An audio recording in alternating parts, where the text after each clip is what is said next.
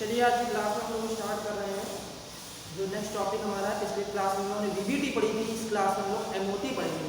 MOT का मतलब होता है मॉलिक्यूलर ऑर्बिटल थ्योरी, जिसको हिंदी में कहते हैं आणविक कक्षक सिद्धांत। इसके पहले इस थ्योरी के कुछ पॉइंट पढ़ ले।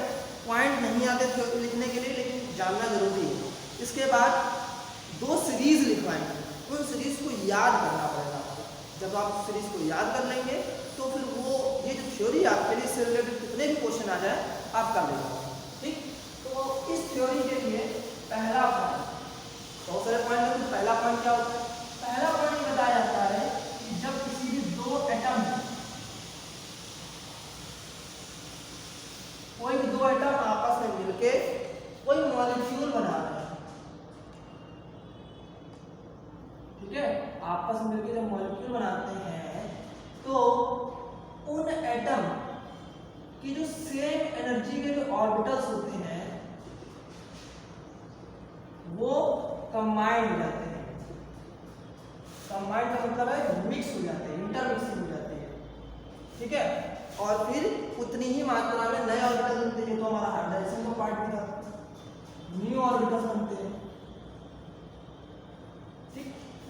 उनमें से आधे क्या होते हैं? लो एनर्जी के होते हैं, आधे हाई एनर्जी के होते हैं। मतलब आपको पहला पॉइंट लिखना है, when two atoms combine to form a molecule then intermixing of orbitals of two atom with equal energy take place and new orbitals obtain. दूसरा पॉइंट होगा कि जो न्यू ऑर्बिटल होते हैं उनमें से, जैसे मान लीजिए अगर 4 है, ठीक है, तो इनमें से 2 होंगे हाई एनर्जी के और 2 होंगे लो एनर्जी के, ठीक। कहने का मतलब है जितने भी नंबर ऑफ नए ऑर्बिटल्स बनेंगे उनमें आधे होंगे हाई एनर्जी के, आधे होंगे लो एनर्जी के। तीसरा पॉइंट बताया गया कि जो हाई एनर्जी के जो ऑर्बिटल होंगे, हाई एनर्जी के जो ऑर्बिटल होंगे मतलब जो उच्च ऊर्जा के जो कक्षक होंगे, ठीक है, उनको कहा जाएगा anti bonding molecular orbital, anti bonding molecular orbital, shortlist में कहते हैं ABMO। और अगर जो लो एनर्जी का ऑर्बिटल होगा उसको हम लोग कहेंगे बॉन्डिंग मॉलिक्यूलर ऑर्बिटल, इंग्लिश में इसको BMO, शॉर्टलिस्ट को BMO लिखते हैं, ठीक है, बॉन्डिंग मॉलिक्यूलर ऑर्बिटल, ठीक। इसको हम लोग कहते हैं आबंध आणविक कक्षक, हिंदी में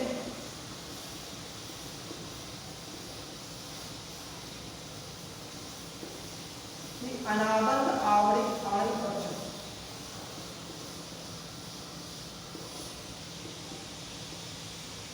आबंध आणविक कक्षक और अनाबंध आणविक कक्षक, ठीक है। तो जो लो एनर्जी ऑर्बिटल है वो बॉन्डिंग हो जाएगा, जो हाई एनर्जी ऑर्बिटल है वो एंटी बॉन्डिंग। पहचानने का सबसे अच्छा तरीका ये है कि जहां एंटी बॉन्डिंग ऑर्बिटल होगा तो वहां पर मॉलिक्यूलर ऑर्बिटल में स्टार ऊपर होगा, स्टार से हमको पता चल जाएगा कि वो ऑर्बिटल कौन सा है, एंटी बॉन्डिंग, ठीक। अब फोर्थ यहाँ पॉइंट ये है कि अगर ऑर्बिटल सेम फेज में मिलते हैं, सेम फेज में मिक्स होते हैं, मतलब समान प्रवस्था में मिक्स होते हैं। समान प्रवस्था का मतलब है कि दो पोल होते हैं, किसी भी ऑर्बिटल के दो पोल होते हैं, एक पॉजिटिव पोल एक निगेटिव पोल। तो अगर मान लिया पॉजिटिव पोल आके मिल गए या निगेटिव पोल, मतलब सेम अगर फेज हो गए तो और मिक्स हुए, तो जो ऑर्बिटल बनता है वो होता है कौन सा, बॉन्डिंग मॉलिक्यूलर ऑर्बिटल। और वही अगर आपके जो ऑर्बिटल है वो अपोजिट फेज में मिले, अपोजिट फेज का मतलब विपरीत अवस्था में। अपोजिट फेज का मीनिंग क्या है? अपोजिट फेज का मीनिंग है कि एक ऑर्बिटल का प्लस और दूसरे ऑर्बिटल के माइनस से आके जुड़ने जा रहा है। यहाँ पे क्या होता है, देखिए हम लोग यहाँ चार्ज नहीं पढ़ रहे हैं, यहाँ पे उसका होता है प्लस माइनस का मतलब है कि इलेक्ट्रॉन का पाथ कैसा है, ठीक है। तो प्लस का मतलब इलेक्ट्रॉन, दोनों के प्लस का मतलब है दोनों का इलेक्ट्रॉन का पाथ एक जैसा है, तो जब जुड़ेंगे तो उनका पाथ आपस में कंबाइन हो जाएगा, दोनों का पाथ एक भी ऐसा है, लेकिन मान लिया दोनों के अपोजिट फेस मिले तो एक का पाथ अलग दूसरे का पाथ अलग, तो दोनों एक दूसरे को एडजस्ट नहीं कर पाएंगे, तो फिर बाहर धक्का देंगे वो, इनसे बनेगा क्या एंटी बॉन्डिंग मॉलिक्यूलर ऑर्बिटल। ठीक, अगला हमारा फिफ्थ पॉइंट इसमें कहा गया है कि किसी भी दो एटम के जुड़ने से बॉन्ड बनेगा, तो वो नंबर ऑफ बॉन्ड्स जिसको हम लोग यहाँ कहेंगे बॉन्ड ऑर्डर, हिंदी में बंद कोटि, उसको निकालने का फॉर्मूला क्या होगा, तो बॉन्ड ऑर्डर, ठीक है, बॉन्ड ऑर्डर जिसको कहते हैं बंद कोटि, इसको फॉर्मूला आता है NB माइनस Na अपॉन 2। अब NB क्या है, देखिए NB और Na क्या है, NB है number of electrons in BMO, मतलब बॉन्डिंग मॉलिक्यूलर ऑर्बिटल में इलेक्ट्रॉनों की संख्या, BMO में इलेक्ट्रॉनों की संख्या, और Na क्या है number of electrons in ABM, मतलब एंटी बॉन्डिंग मॉलिक्यूलर ऑर्बिटल में इलेक्ट्रॉनों की संख्या। ठीक, तो ये हमारा था थ्योरी। अब इससे रिलेटेड कुछ क्वेश्चन करते हैं।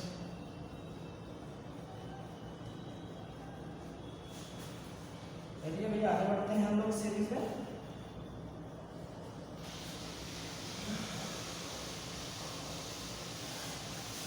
दो केस पढ़ने से पहले केस फर्स्ट का आपको सीरीज याद रखना है।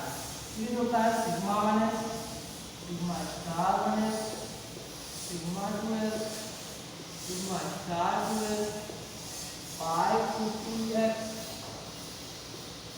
इसकी एनर्जी लगभग इक्वल होगी पाई 2y, sigma 2z, pi star 2x, इसकी लगभग मिलेगा पाई स्टार 2y और सिग्मा स्टार 2z।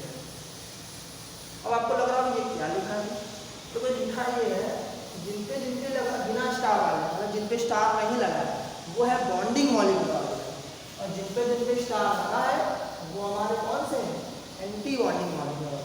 ठीक है, सारे यहाँ पे जितने भी ऑर्बिटल हैं वो सारे मॉलिक्यूलर ऑर्बिटल कहे जाते हैं। ठीक है, अब और हाँ एक चीज और ध्यान रखिए कि इन मॉलिक्यूलर ऑर्बिटल में मैक्सिमम 2 ही इलेक्ट्रॉन आप भर सकते हैं, 2 से ज़्यादा नहीं भर सकते, 1 भरो या 2 भरो। ठीक है, और जहाँ ये 2 इक्वल दिख रहे हैं इनके लिए आपको हुंस रूल को फॉलो कराते हुए आपको इलेक्ट्रॉन फिल करने हैं। ठीक, जैसे एग्जाम्पल के तौर पर पहला एग्जाम्पल है जैसे कि N2 का ले लीजिए, ये मोस्टली पूछा जाता है, N2 है He है। दूसरे केस के लिए हम लिखवा देंगे, देखिए एक केस और है इसका, एक दूसरे केस के लिए हम ये सीरीज लिखवा देंगे और उसके जो सर्टेन मॉलिक्यूल है उसके कुछ मॉलिक्यूल है वो लिखवा देंगे, बाकी बचे हुए जितने मॉलिक्यूल वो सब किसके अंदर आएंगे, इसके अंदर आएंगे, वो ध्यान रखना। अब N2 की बात करें, N2 का एक नाइट्रोजन में होते 7 इलेक्ट्रॉन, तो 2 नाइट्रोजन में 14 इलेक्ट्रॉन हो जाएंगे, तो sigma 1s2, sigma star 1s2, sigma 2s2, sigma star 2s2, 2 2 4 6 2 8 है, पाई 2px, पाई 2py, देखो अभी 8 हुए हैं है ना, तो 1 9 फिर 10 फिर 11 फिर 12 ऐसे भरे हैं, इसमें पूरा पूरा भर गया। जैसे मान लिया कोई पहले का एलिमेंट होता तो मान लिया इसमें 2 ही इलेक्ट्रॉन भरे जा रहे थे, क्योंकि आप कैसे करते हैं, एक आप इसको देते और एक आप इसको देते, और इसको रूल को फॉलो करते हैं। यहाँ तो सारे भरे जा रहे थे, यहाँ कुछ नहीं है भरना है, 2 4 6 8 10 12 सिग्मा 2pz। अब हमको निकालना है इसमें bond order. Bond order formula होता है 1/2 Nb माइनस Na, है ना, 1/2 Nb। आप ना समझ पाओ तो Nb से समझो बिना स्टार वाला, तो बिना स्टार वाला कौन सा, 2 4 6 8 10, बाकी बचे स्टार वाले 14 होते हैं तो 4 करते हैं।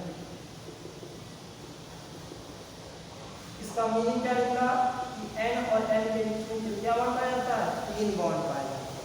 ठीक है, मतलब N2 का स्ट्रक्चर ये होगा, क्या कहीं पे सिंगल इलेक्ट्रॉन दिख रहा? नहीं दिख रहा। मतलब सिंगल इलेक्ट्रॉन ना दिखने के कारण इसका नेचर कैसा हो जाएगा? डायमैग्नेटिक। क्या हो जाएगा? डायमैग्नेटिक। ठीक है, प्रतिचुंबकीय।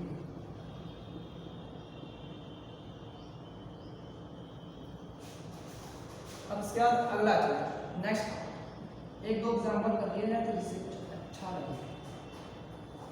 जैसे मान लिया मैंने इसमें ले लिया N2 माइनस, तो हो गया आपके पास 15 माइनस का मतलब इलेक्ट्रॉन अंदर आ गया। तो sigma -2, sigma star -2, sigma 2s2, sigma star 2s2, I2px2, I2py2, sigma 2pz2, I star 2px। इसको इसके बराबर लिखना पड़ेगा आपको। अरे इसमें 0 आएगा, इसमें 0 आ गया, इसमें 1 आएगा, लेकिन दिखाना जरूर पड़ेगा। 2 4 6 8 10 12 15 हो गया। तो इसका बॉन्ड ऑर्डर कितना निकलेगा? 1/2 Nb बिना स्टार वाला, तो वो कितने हैं? 10। Na मतलब स्टार वाला कितने हैं? 5। 5/2 मतलब 2.5। तो नाइट्रोजन और नाइट्रोजन में 2 बॉन्ड तो पूरे पूरे बनेंगे, तो एक बॉन्ड कैसा बनेगा? वीक बनेगा। तो यहाँ लगा दो माइनस। ठीक है, दूसरी बात क्या करनी है कि यहाँ पे एक इलेक्ट्रॉन सिंगल पाया जा रहा है, इलेक्ट्रॉन पाए जाने के कारण इसका नेचर हो जाएगा डायमैग्नेटिक।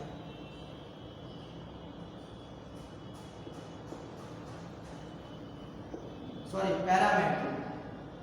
इलेक्ट्रॉन पाए जाने के कारण पैरामैग्नेटिक और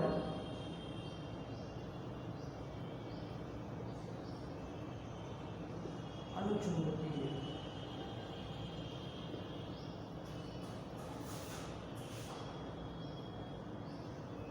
ठीक है, इतना हो गया आपका। चलिए अब हम लोग चलते हैं इसके सेकंड केस पर। ये फर्स्ट केस था, अब सेकंड केस देखिए।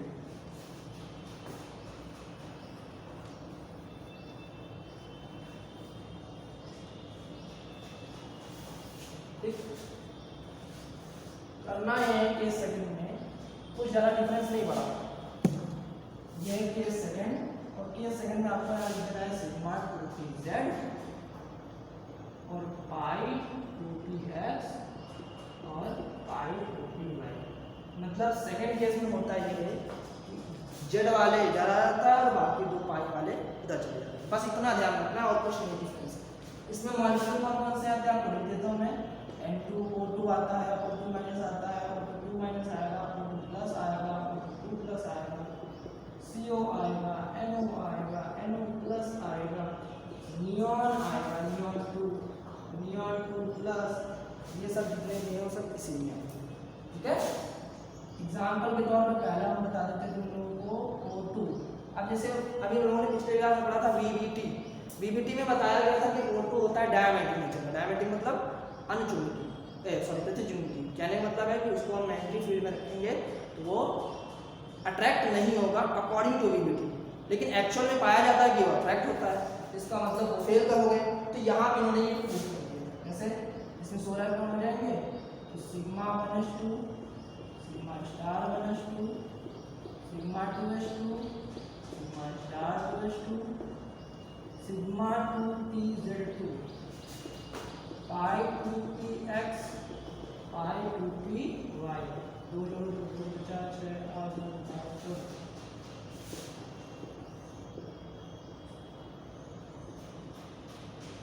अब देखो यहाँ पे एक और एक बना है, वही रूल्स का रूल 2 4 6 2 8 10 2 12 13 16। ठीक, अब हमारा बॉन्ड ऑर्डर किसका क्या निकलेगा? बॉन्ड ऑर्डर निकलेगा 1/2 Nb माइनस Na। Nb का मतलब हमने समझाया था बिना स्टार वाला समझना। 2 4 6 8 10।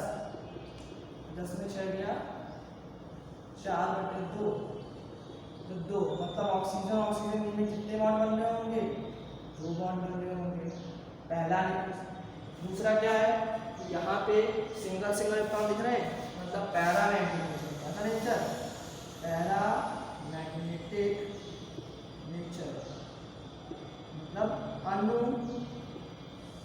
चुंबकीय प्रकृति। वैसे अगर इसका दूसरा केस बता दें, चलो हम दूसरा तुम्हारे आप लोग लिख देते हैं NO, ये 15 इलेक्ट्रॉन है। तो sigma 1s2, sigma star 1s2, sigma 2s2, sigma star 2s2, sigma 2pz2, pi 2px, pi 2py, pi star 2px, pi star 2py। यहाँ पर यहाँ 0 क्योंकि 16 नहीं 15 इलेक्ट्रॉन है, ठीक।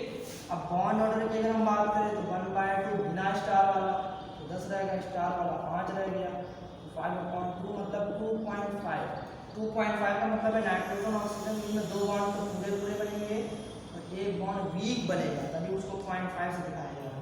तो भाई प्लस ये पहला। दूसरा कैसा होगा, देखिए सिंगल इलेक्ट्रॉन इसमें मिल रहा है, सिंगल इलेक्ट्रॉन मिलने का कारण कैसा हो जाएगा, पैरामैग्नेटिक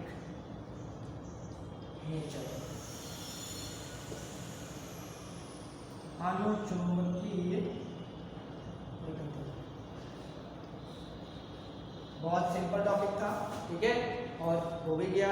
इसमें एक क्वेश्चन बचा है एनर्जी डायग्राम बनवाना, वो हम अगली क्लास में बताएंगे। और अगली क्लास में आप लोगों को हाइड्रोजन बॉन्डिंग, एक जो लास्ट टॉपिक इस चैप्टर का पढ़ा देंगे, तो ये चैप्टर फिनिश हो जाएगा।